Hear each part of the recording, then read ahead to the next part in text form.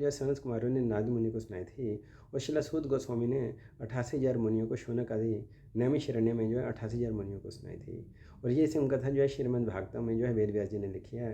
वेद व्यास जी के अनुसार जिस कथा का श्रवण करता है उसके पितरों की अगर दुर्गति हुई है तो सदगति हो जाती है।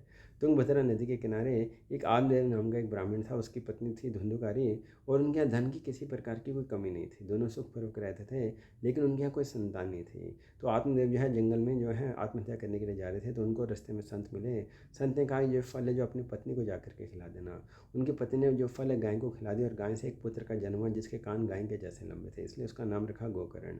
और उसकी पत्नी ने जो है अपनी सखी से एक बच्चा गोद ले लिया, और उसने जो उसको अपने जैसा नाम दिया धुंधुकारी।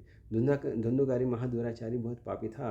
उनके पिता जो है जंगल में चले गए, और जंगल में जा करके श्रीमद् भागवतम के दशम स्कंद का पाठ करने लगे, और उनका जो मन है भगवान में लग गया और भगवान के धाम चले गए। धुंधुकारी की ये दशा देख करके उनकी माता धुंधली ने जो आत्महत्या कर ली। धुंधुकारी जो बाद में 5 वेश्याओं को अपने घर में ले आया, और एक राजा का घर धन लूट करके अपने घर में ले आया। पांचों वेश्याओं ने उसके हाथ पांव बांध करके उसके मुख में अंगारे डाल दिए, उसको मार डाला।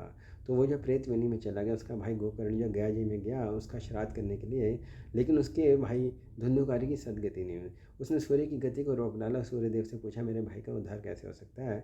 तो सूर्यदेव ने कहा कि तुम जो अपने गांव में जो श्रीमद् भागवतम का पाठ रखो।